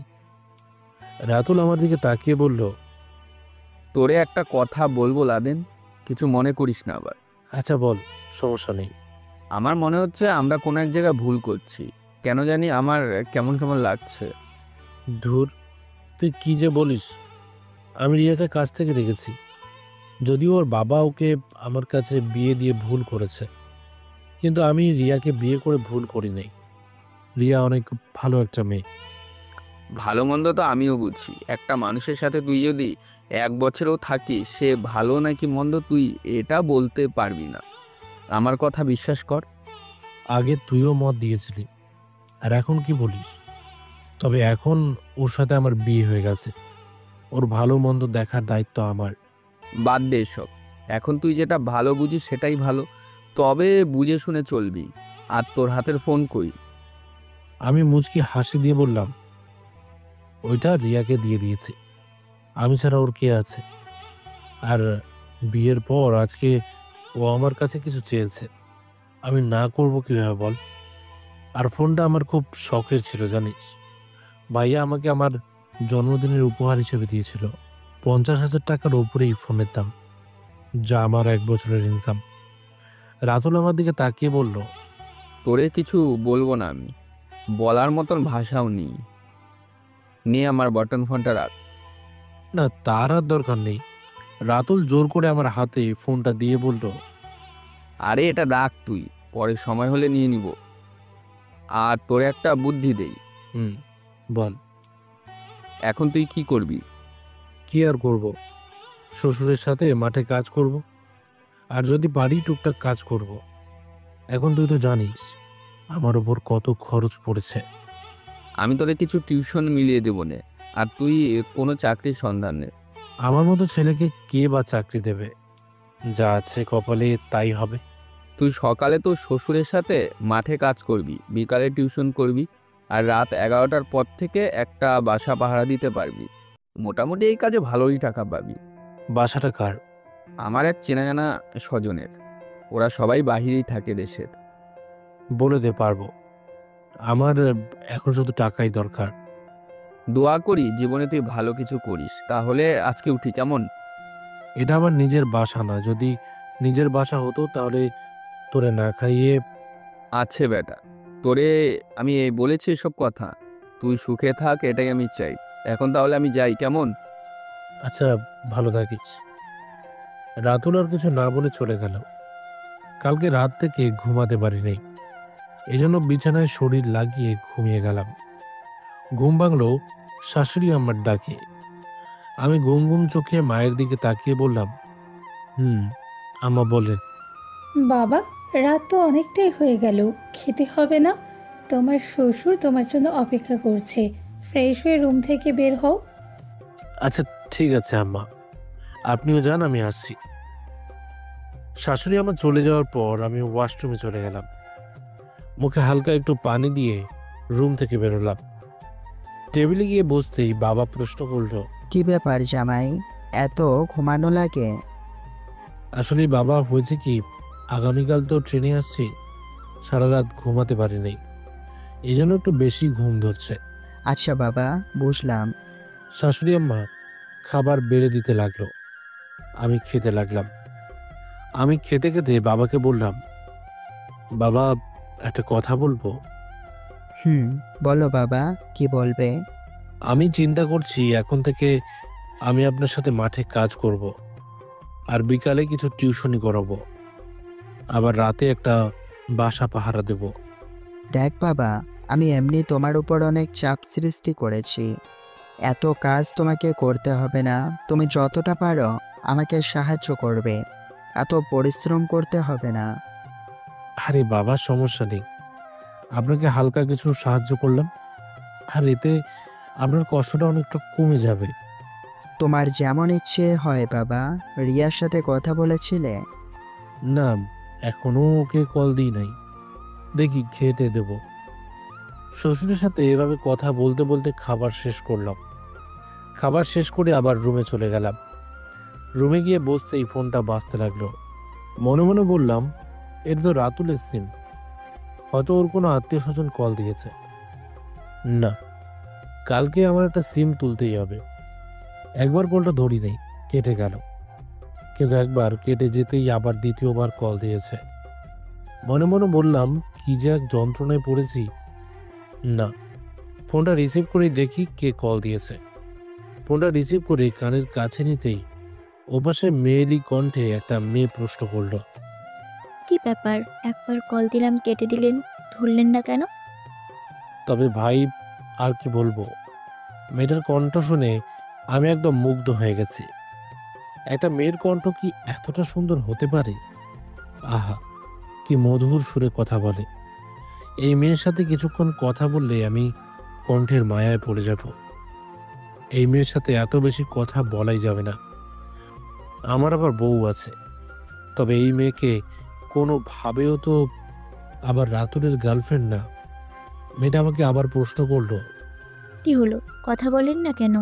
আসলে এটা তো রাতুলের নাম্বার, ওর ফোনটা আমার কাছে, আমি ওরে কল করে আপনার কথা বলবো। আমি বলেছি আপনাকে, আপনি রাতুলকে আমার কথা বলবেন। আমি তো আপনার কাছে কল দিয়েছি। দেখেন ম্যাডাম, আপনার হয়তো কোথাও কোনো ভুল হচ্ছে। আমি রাতুলের বন্ধু। আমি লাদেনের কাছে কল দিয়েছি, আর আপনাকে আমি পছন্দ করি, জানেন না? আমাকে না জানিয়ে বিয়ে করতে পারলেন আপনি?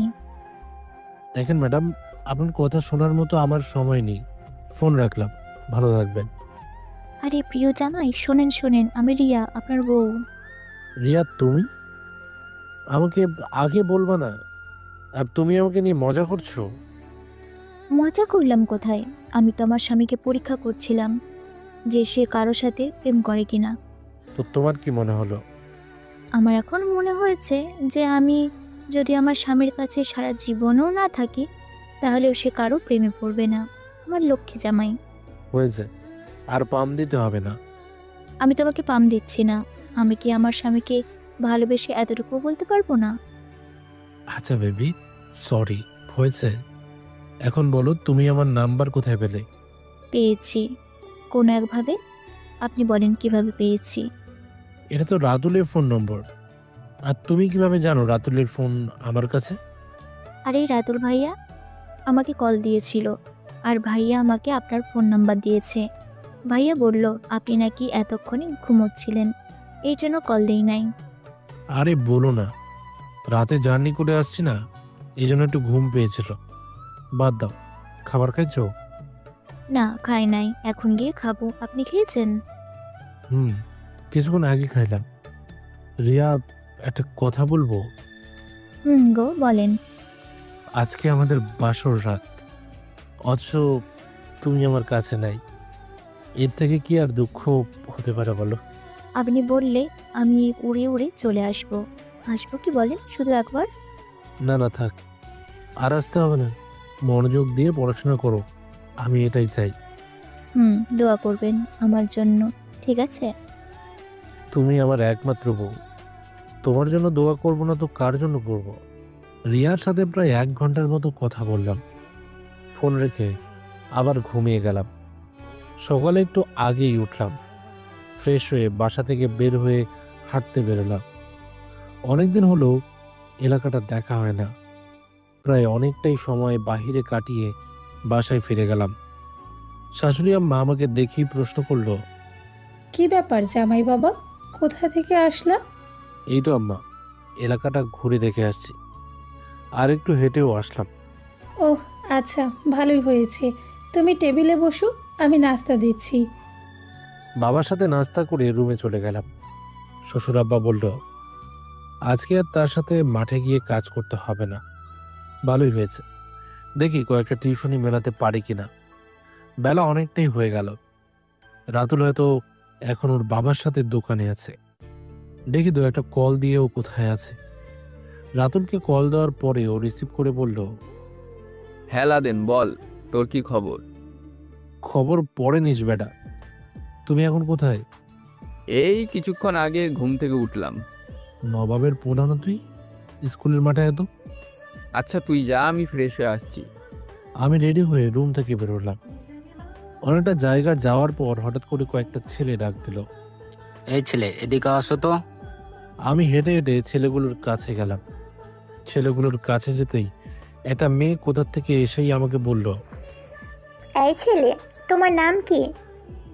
মেয়েটাকে দেখে আমার বয়সই লাগছে, তবে বলতে পারছি না এই মেয়েকে। আর এই মেয়েটাকে ঘিরে সব ছেলেরাই দাঁড়িয়ে আছে। কেন জানি মনে হচ্ছে এই সবগুলোই ছেলে ওই মেয়ের বডিগার্ড।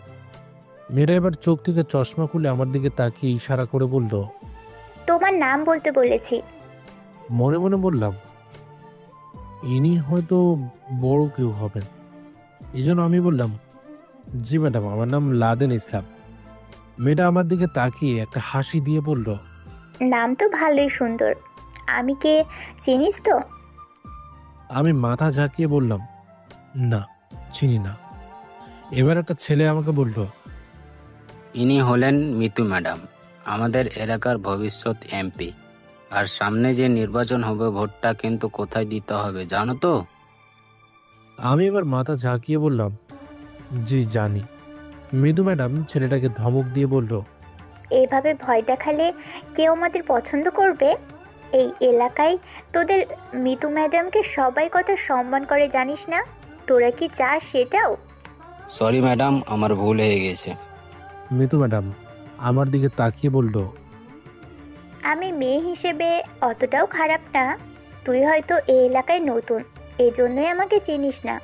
আর আমি এই গ্রামের মেয়ে হয়ে কি তোদের পরিবারের ভোটগুলো পেতে পারি না?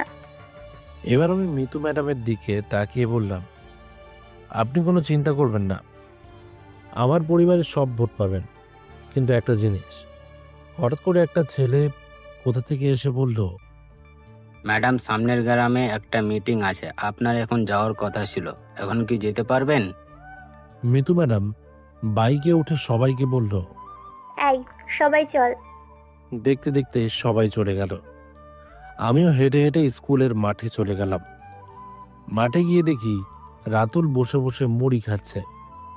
আমাকে দেখে বলল, কি রে, তোর এখানে আসতে এত দেরি হলো যে? এই মিতু নাকে উনি পদ আটকেছিলেন। ও, মিতু আপু, তা কি বলেছে তোরে? সামনে নির্বাচনে নাকি তাকে আমাদের ভোট দিতে হবে। কি বলে গেল কিছুই বুঝলাম না। এইবার এই মিতু আপু নাকি এমপি নির্বাচন করবে, তবে পাশ করতে পারবে না এটা শিওর। তবে ওর বাপটার টাকা আছে প্রচুর, জানিস তো, টাকা থাকলে সবকিছু সম্ভব। এত অল্প বয়সে এসব করতে পারবে? উনি আমাদের থেকে 1 বছরের সিনিয়র, জানিস তো। স্বামী নাই? আগে এমপি নির্বাচন করবে, পরে যদি বিয়ে করতে ইচ্ছা হয় তাহলে নাকি বিয়ে করবে।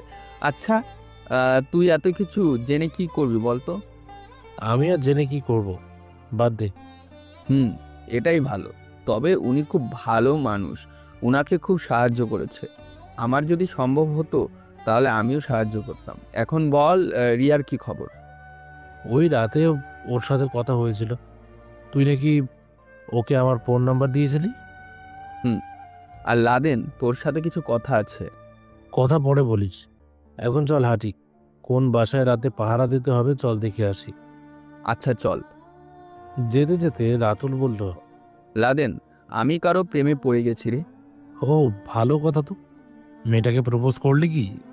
আরে আগে শুন তো কি বলি। বল। মেয়েটার স্বামী আছে, মানে ও বিবাহিত। ছি ছি, তোর নজর একটা বিবাহিতা মেয়ের ওপর গেল। আবার ওর একটা বাচ্চাও আছে। আমি এবার দাঁড়িয়ে রাতুলের দিকে তাকিয়ে বললাম, মেয়েটা বিবাহিতা মানা যায়, কিন্তু মেয়েটার একটা বাচ্চা আছে, এটা কি বললি? বাচ্চা আছে তো কি হয়েছে, বাচ্চা ও ওর স্বামীর কাছে রেখে আসবে। বিশ্বাস কর বন্ধু, ওকে দেখে আমার ভিতর যে তখন কি চলছিল বলে বোঝাতে পারবো না। খুব কষ্ট করে ওর ফোন নাম্বার নিয়ে আসছি। একজনের সংসার ভাঙা কি ভালো কাজ রাতুল? ভালো নাকি খারাপ তা আমি জানি না, আমার মেয়েকে পছন্দ হয়েছে, আর ওকে আমি পটিয়ে বিয়ে করব, এটা শিওর। তোর যা ইচ্ছে হয় তুই তাই কর, আমি কিছু বলবো না।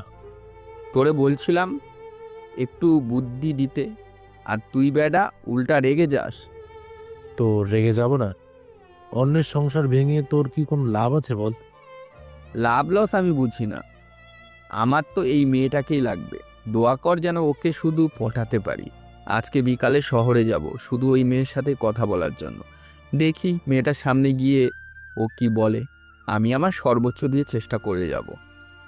আমি আর রাতুলকে কিছু বললাম না, মনে মনে শুধু বললাম, অন্যের সংসার ভেঙে কেউ নিজের সুখী হতে পারে না। যাক, সেসব কথা বাদ দিই। রাতুল আমাকে নিরিবিলি একটা বাসার সামনে নিয়ে গেল। বাসাটা বাইরে থেকে একটু সুন্দর লাগছে না। রাতুল বাসাটা দেখে বলল, আজকে রাত থেকে এসে এখানে থাকবি, আর তুই রাতে এখানে আসলেই সব বুঝতে পারবি। আমাকে কিছু বলতে হবে না, এখন চল সামনে যাই। রাতুলের সাথে আড্ডা দিতে দিতে বিকাল হয়ে গেল।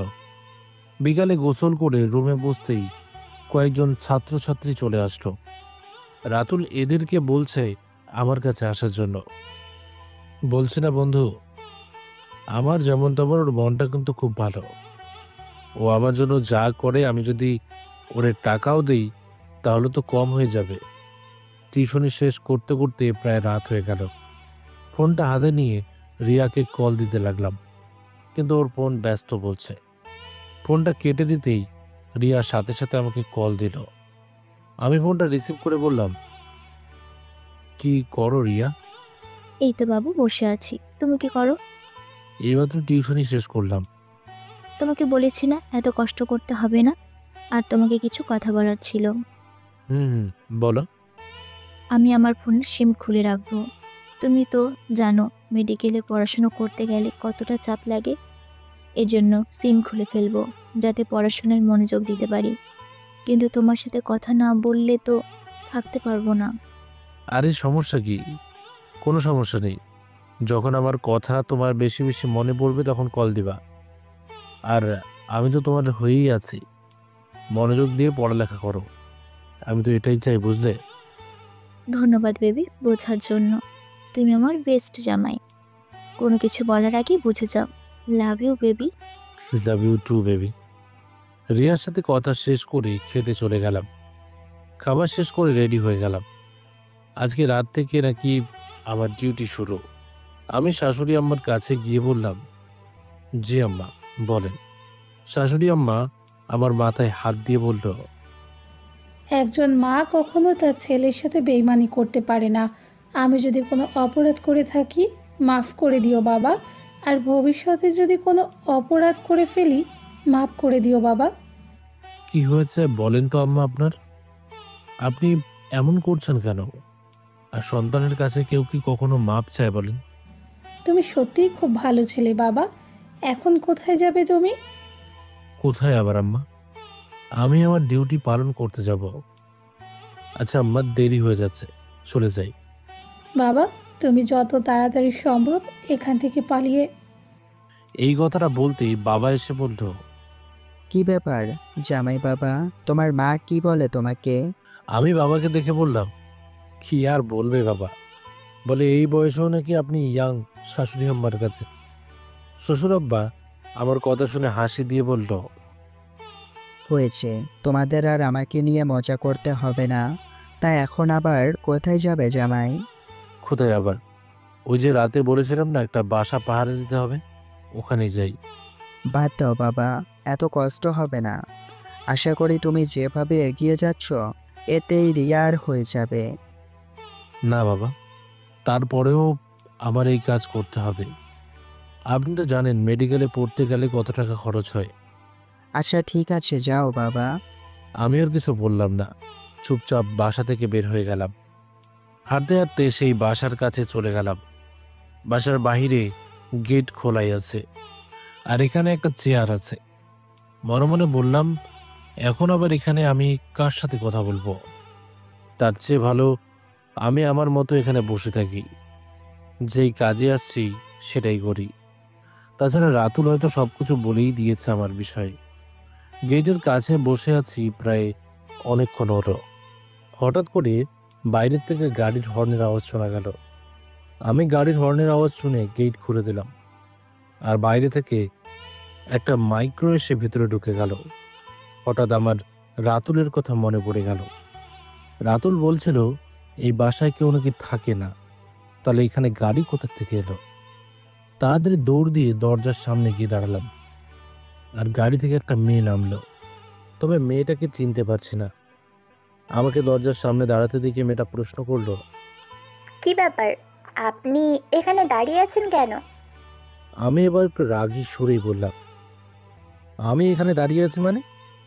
এই বাসার দেখাশোনা আজ থেকে আমি করব, আর আমি জানি এই বাসায় কেউ থাকে না। আপনি বরং এখন এখান থেকে যেতে পারেন।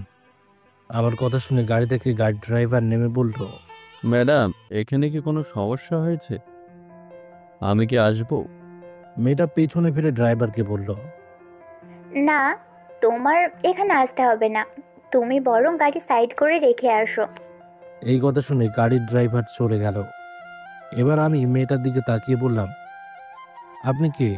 আমি আপনাকে চিনি না, আর আমার তথ্য মতে এখানে কেউ থাকে না, এই জন্য আপনাকে আমি বাসার ভেতরে যেতে দেব না।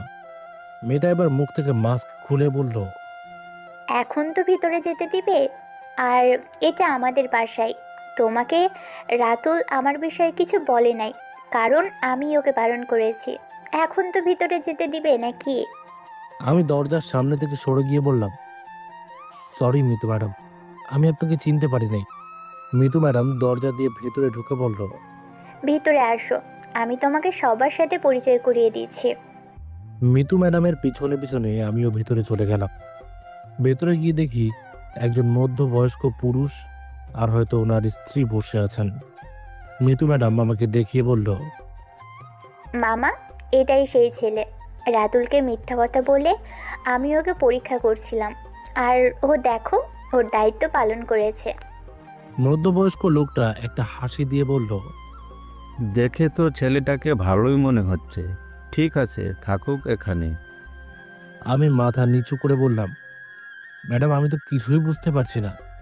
মিতু ম্যাডাম আমার দিকে তাকিয়ে বলল, আমি রাতুলকে বলেছি আমার বিষয়ে যেন তোমাকে কিছু না বলে। আমার বাবা মা বাইরে থাকে এটা ঠিক, তবে আমি আমার মামা মামির সাথে এখানে থাকি। ম্যাডাম একটা কথা বলি, আমি এখানে 1 মাস থাকি, পরে দেখেন যদি আমার চরিত্র খারাপ হয় তাহলে বলবেন, আমি নিজেই চলে যাব। আরে তেমন কিছু না, তুমি যাও, তোমার কাজ করো। ঠিক আছে ম্যাডাম, আমি গেলাম। আমি এসে আমার জায়গায় আবার বসে পড়লাম। বড় লোকদের এই একটা সমস্যা, তারা শুধু পরীক্ষা নিতে পছন্দ করে। তোমরা এটা করবে না, ওটা করবে না, টাকা থাকলেই মনে হয় ওরা মানুষ কিনে নিতে চায়। আর এটা যে মিতু ম্যাডামের বাসা হবে আগে জানা ছিল না। ধুর, রাতুল আমাকে কি মিথ্যে কথাই না বলল। আরে যা, আমি একা একা বক বক করছি কেন? চুপচাপ চেয়ারে বসে আনমনে ফোনে গান শুনছি। আমি এবার হিন্দি গানগুলো একটু বেশি শুনি। অনেকক্ষণ হলো বসে আছি। প্রথম তো তেমন একটা ভালো লাগছে না। হঠাৎ দেখি বাসার সামনে সুইমিং পুলের কাছে আলো জ্বলে উঠল। আর মিতু ম্যাডামকে সেখানের একটা টেবিলে বসতে রেখে একটু বোকাই হয়ে গেলাম। এখন বাজে রাত 12টার মতো, এখনও উনি ঘুমান নাই। দূর থেকে দেখা যাচ্ছে মিতু ম্যাডাম বোতল থেকে কি জানি খাচ্ছে। তবে যতটুকু অনুমান করলাম উনি হয়তো নেশা জাতীয় কিছু খাচ্ছে। হঠাৎ করে মিতু ম্যাডাম আমার দিকে তাকিয়ে আমাকে হাত দিয়ে ইশারা করে বলল, এই ছেলে, এদিকে আসো তো। মনে মনে বললাম, শালা আজকে আমি শেষ। যদি উল্টোপাল্টা কিছু করে ফেলে, আমার আমার আবার বউ আছে, এখনো বাসর রাতটা করতে পারিনি। তোর কি উল্টোপাল্টা চিন্তা করছি আমি? মিতু ম্যাডাম আমাকে আবার ডাক দিয়ে বলল, এই ছেলে, তোরে এখানে আসতে বলছি না? আমি আর কিছু চিন্তা না করে চেয়ার থেকে উঠে মিতু ম্যাডামের কাছে চলে গেলাম। মিতু ম্যাডাম আমার দিকে তাকিয়ে বলল, আমার সামনে বস। আর আমাকে ভয় পাওয়ার কিছু নেই, এটা তেমন নেশা জাতীয় কিছু না, তবে হালকা একটু আছে, ওটা কিছু হবে না। ম্যাডাম আমি এই বাড়ির দারোয়ান, আপনার সামনে বসার মতো যোগ্যতা আমার নেই। এত কথা বলিস কেন বলতো? আমি তোরে এখানে বসতে বলেছি, বসে থাক। জি ম্যাডাম। হঠাৎ করে মিতু ম্যাডাম বলল, তোর নামটা কি যেন বলেছিলি? জি ম্যাডাম, লাদেন। লাদেন? তোরে কিছু বলি শোন, আবার তোর তো কোনো কাজও নেই। এখানে আপনাদের বাসা পাহারা দেওয়া ছাড়াই বা আমার কি কাজ আছে আপনি বলেন শুনি। আমার এখানে একা একা ভালো লাগছিল না বলেই তোকে ডাক দিলাম। ম্যাডাম আপনার জন্য ভিতর থেকে কিছু বানিয়ে আনবো? আনতে হবে না, বসে থাকে এখানে। জানিস লাদেন, আমি কতটা কষ্ট নিয়ে এতদূর পর্যন্ত আসছি, আর আজকে আমার গ্রামের লোকেরা আমাকে নিয়ে মজা করে। এই কথাগুলো বলেই মিতু ম্যাডাম কান্না করতে শুরু করলেন। আমি তেমন কিছু বুঝতে না পেরে শুধু বললাম, ম্যাডাম কান্না করবেন না প্লিজ, আপনি বলেন আপনার কি হয়েছে। মিতু ম্যাডাম চোখের পানি মুছে বলল, আমি সাধারণত এসব খাই না, তবে যখন একটু খারাপ লাগে তখন এসব খাই। তুই এটা জানিস, আমার সব বান্ধবী আমাকে ছেড়ে দিয়েছে।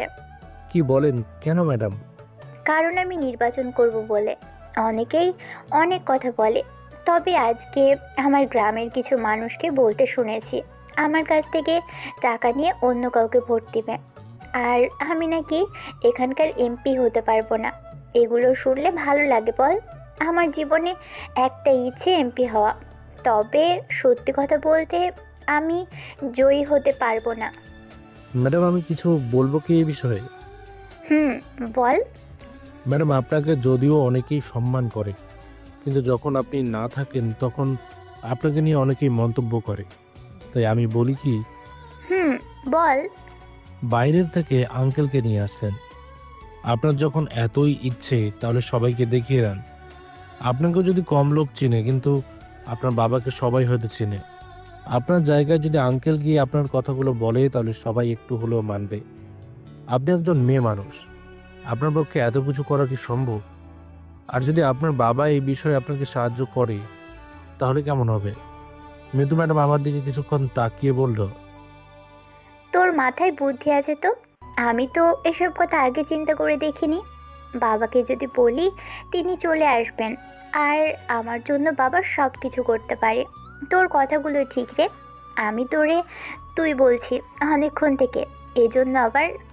ম্যাডাম আমরা গরিব মানুষ, তুই বললেই কি আর আপনি বললেই বা কি? বোতলটা হাতে নিয়ে খুলে টেবিলে রাখতো, তবে তোর বুদ্ধি আছে বলতে হবে। আমি টেবিলের ওপর থেকে বোতলটা হাতে নিয়ে বোতলের মুখটা খুলে যেই টেবিলে রাখবো, তখন বোতলটা আমার হাত থেকে নিচে পড়ে গেল। আর বোতলটা নিচে পড়ে যাওয়াতে ওটা ভেঙে টুকরো টুকরো হয়ে গেল। আমি এবার দাঁড়িয়ে মাথা নিচু করে বললাম, সরি ম্যাডাম, আমার হাত থেকে পড়ে গেছে। আমাকে আর কিছু বলতে না দিয়ে মিতু ম্যাডাম আমার সামনে এসে চোখ লাল করে ঠাস ঠাস করে দূরে চড় দিয়ে বলল, আই ফকিন্নির বাচ্চা, তুই জানিস এটার দাম কত? তোরে 1000 বার বিক্রি করলেও এটার দাম হবে না। আর তোর সাহস কিভাবে হয় যে? ম্যাডাম আমার ভুল হয়ে গেছে, আমাকে মাফ করে দেন। তুই এখানে আমার চোখের সামনে থেকে দূর হ বলছি। আমি এবার হেঁটে হেঁটে গেটের সামনে চলে গেলাম। মৃদু ম্যাডামকে আমি কতটা ভালো মনে করতাম, আর একটা বোতলের ভেঙে যাওয়াতে তিনি যে আমাকে থাপ্পড় দেবেন এটা আমার অনুমানের বাইরে। যাক, এসব চিন্তা করে আমার লাভ কি? ওনারা বড় লোক মানুষ, স্বাভাবিক বলতেই পারে। গেটের সামনে বসে থাকতে থাকতে কখন যে চোখ লেগে গেল বলতেই পারিনি। হঠাৎ করে মনে হলো যেন কেউ আমার চুলের মুঠি ধরে টানছেন। আমি চোখ খুলে দেখি মিতু ম্যাডাম আমার সামনে। মিতু ম্যাডামকে দেখে আমি দাঁড়িয়ে বললাম, ম্যাডাম আমি আসলেই সরি। মিতু ম্যাডাম আমার দিকে তাকিয়ে বলল, এখন তো ডিউটি শেষ, তুই তোর বাসায় যেতে পারিস। আর রাতে যে ম্যাডাম আমি তো রাতের ঘটনার জন্য আপনার কাছে মাপ চাইছি। এরপরেও যদি মাপ না করেন, ওই বোতলের যত দাম পড়ে আমি ওইটাই আপনাকে কিনে দেব। এই কথা বলে আমি বাসা থেকে বের হয়ে গেলাম। বাসায় গিয়ে ফ্রেশ হয়ে নাস্তা করলাম। সকাল সকাল শ্বশুরের সাথে মাঠে কাজ করতে চলে গেলাম। কিছুক্ষণ কাজ করার পর দেখি ফোনটা বাজতে লাগলো। ফোনটা হাতে নিয়ে দেখি রিয়া কল দিয়েছে। বাবা থেকে একটু আড়ালে গিয়ে ফোন রিসিভ করে বললাম, রিয়া বলো তুমি কেমন আছো? ওপাশ থেকে রিয়া কান্না মিশ্রিত কণ্ঠে বলল,